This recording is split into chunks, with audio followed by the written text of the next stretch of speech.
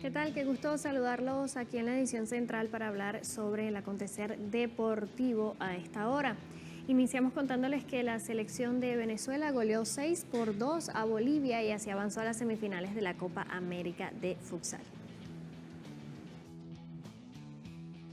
Este miércoles en el estadio Cop Arena Oscar Harrison de Luque, Paraguay, la Vinotinto se consolidó como líder del grupo B tras golear a Bolivia. Los tantos de Venezuela llegaron por intermedio de Rickson Argüello, quien firmó un hat-trick junto a goles de Oscar Fernández y Carlos Bento. Por su parte, los descuentos bolivianos fueron obra de Sail Gareca y Joel Guzmán. Con este resultado, la Vinotinto suma 9 puntos en 3 partidos y asegura matemáticamente su clasificación a las semifinales de la Copa América de Futsal. El equipo definirá este jueves 29 de enero ante Brasil si mantiene el liderato del grupo para enfrentar al segundo del grupo A en la siguiente fase. Y también tenemos otros resultados de los encuentros del día de hoy en esta Copa América de Futsal. Les contamos que Chile cayó 2-0 ante la selección de Brasil. Los goles fueron del brasileño Clever, mientras que Argentina, lo tienen en pantalla, goleó 4-0 a Ecuador. Ya para cerrar la jornada, el encuentro entre Uruguay y Paraguay terminó a favor del conjunto uruguayo, 2-1.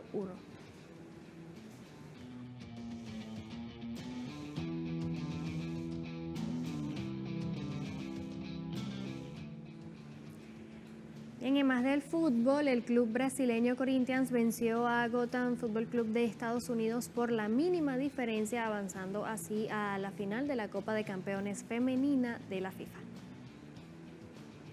El encuentro disputado en el GTEC Community Stadium de Londres mostró a Gotham Football Club con mayor control de la pelota y varias ocasiones desperdiciadas por Rose Lavely y Yaelin Howell. Sin embargo, Corinthians resistió en defensa y aprovechó un error de Jess Carter para que Tamires enviara un centro que Gaby Zanotti transformó en gol.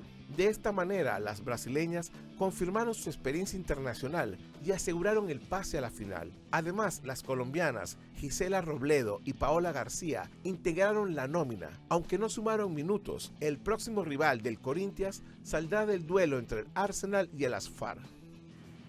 Bien, y el River Plate anunció la remodelación del estadio más monumental con colaboración internacional.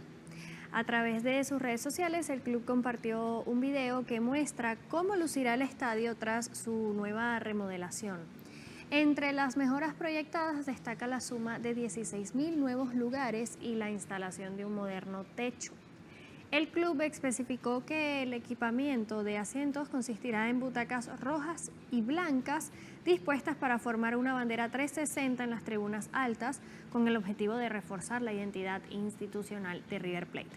Asimismo, con esta ampliación, el estadio alcanzará una capacidad total de 101.000 espectadores.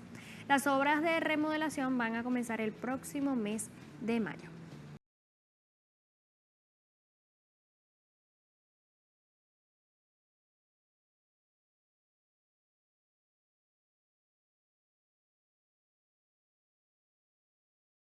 Del fútbol colombiano, en enfrentamientos durante el encuentro entre Deportivo Cúcuta y Atlético Bucaramanga, dejó a una persona fallecida.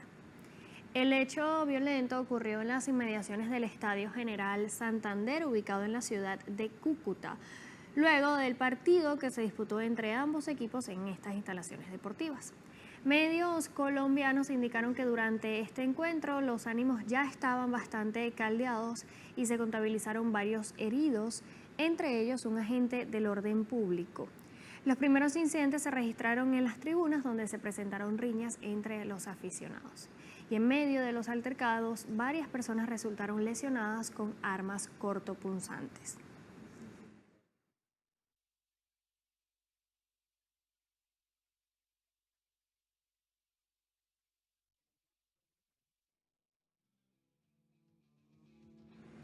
Bien, en más del balompié les contamos también que varios altos funcionarios del fútbol malasio renunciaron tras un escándalo de jugadores nacidos en el extranjero. Este miércoles el Comité Ejecutivo de la Asociación de Fútbol de Malasia renunció en medio de una disputa por documentos falsificados que fueron utilizados para alinear a jugadores nacidos en otros países para juegos clasificatorios de la Copa Asiática del país. De acuerdo con el presidente interino de la mencionada asociación, Yusuf Mahadi, las renuncias buscan, según sus propias palabras, salvaguardar la reputación del fútbol malasio, decisión que brindará el espacio apropiado para que la FIFA y la Confederación Asiática de Fútbol evalúen, revisen y tomen decisiones en torno a esta problemática.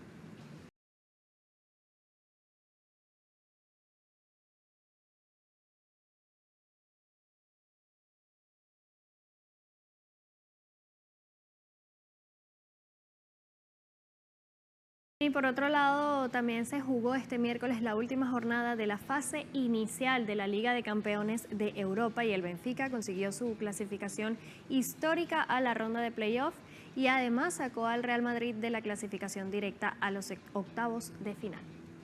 El experimentado estratega José Mourinho ganó el duelo de técnicos a Álvaro Arbeloa y es que el club portugués ganó 4-2 al cuadro merengue, amparados en goles del noruego Andreas Schjelderup a los minutos 36 y 54. Un penalti cobrado efectivo por el griego Vangelis Paulidis en tiempo agregado de la primera mitad al 55 y otro tanto sobre el final del guardameta ucraniano Anatoly Tliwin, quien se vistió de héroe al marcar a los 98 minutos el gol de cabeza que metió al Benfica a la ronda de 16avos de final con 9 puntos y en la última plaza, la casilla 24. Por su parte, el Real Madrid, el francés Kylian Mbappé anotó una dupleta al minuto 30 y al 58 y el equipo español se quedó en la novena casilla con 15 unidades, por lo que deberá disputar un juego extra para meterse en los octavos de final.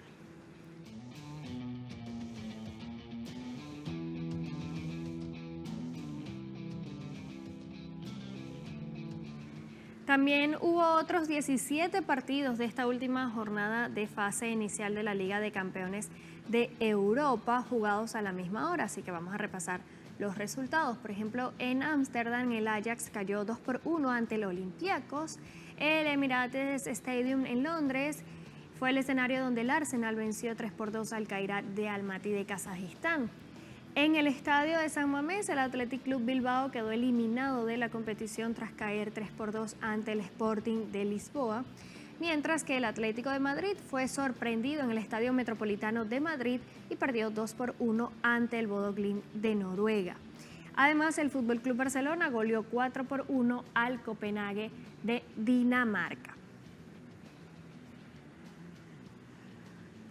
También en el Valle Arena, el Bayer Leverkusen goleó 3-0 al Villarreal, mientras que el Borussia Dortmund perdió en casa 2-0 frente al Inter de Milán.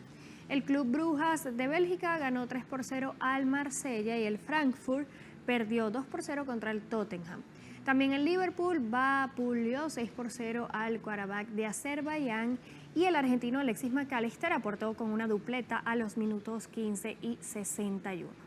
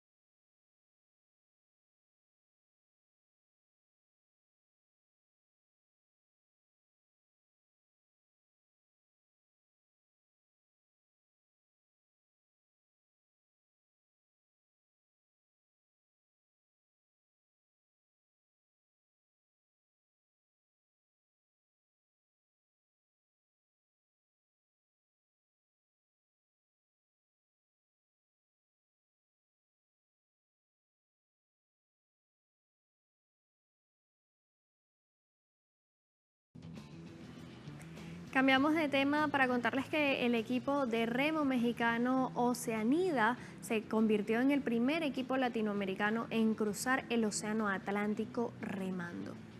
El cuarteto, integrado por Eugenia Méndez, Ana Lucía Valencia, Andrea Gutiérrez y Lucila Mauriel, inició el viaje el pasado 12 de diciembre de 2025 y logró llegar a tierra este miércoles 28 de enero. Luego de remar una distancia de aproximadamente 4.800 kilómetros y enfrentar vientos fuertes, días lluviosos y un oleaje imponente, alcanzaron esta histórica hazaña en 45 días, 1 hora y 35 minutos. Su ruta comenzó en las Islas Canarias y concluyó en Antigua, donde fueron recibidas por familiares y fanáticos que ondearon la bandera de México y la felicitaron por ser el primer equipo mexicano y latinoamericano en completar este recorrido.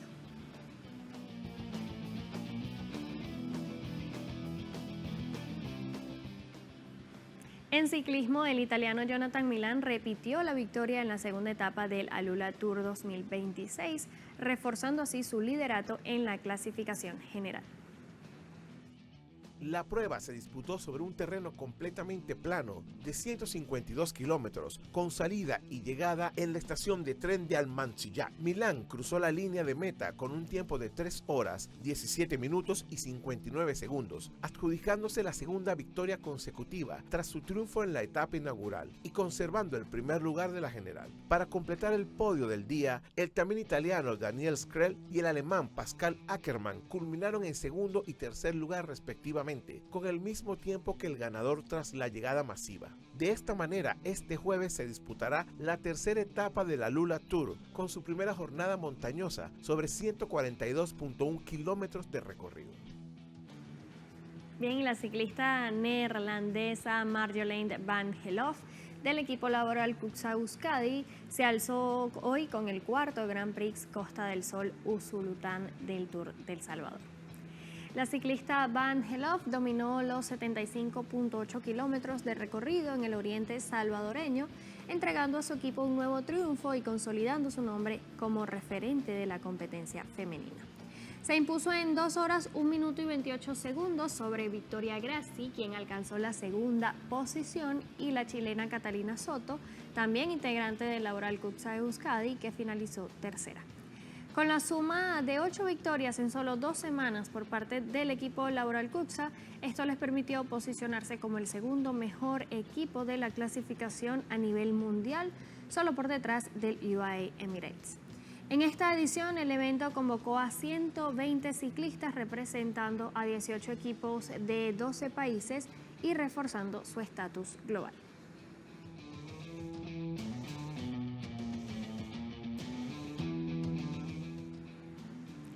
También les contamos en materia de tenis que Jannik Sinner y Novak Djokovic avanzaron a las semifinales del Abierto de Australia. El primer Grand Slam del año está llegando a su fin. El tenista italiano Jannik Sinner, campeón defensor del título, selló su pase a la fase de semifinales tras vencer al estadounidense Ben Shelton. Sinner logró la victoria en 3 sets consecutivos con parciales de 6-3 y doble 6-4, acercándose así a la posibilidad de obtener su tercer título consecutivo. Por otra parte, Novak Djokovic avanzó de forma accidentada. El serbio perdía su encuentro contra el italiano Lorenzo Musetti, quien lideraba el marcador con parciales de 6-4 y 6-3. Sin embargo, al inicio del tercer set, el italiano tuvo que retirarse al presentar síntomas de una lesión muscular, de la cual no pudo recuperarse. Esta situación le otorgó el pase automático a Djokovic, algo similar a lo ocurrido en los octavos de final, cuando Jakub Mensik se retiró por una lesión en los músculos abdominales. Ahora, Sinner y Djokovic se enfrentarán en la semifinal por un puesto en la gran final de Melbourne. Bien, en otras noticias les contamos que se anunciaron los grupos rumbo a la Liga de Naciones de Voleibol en sus categorías femenina y masculina, contando con representación latinoamericana.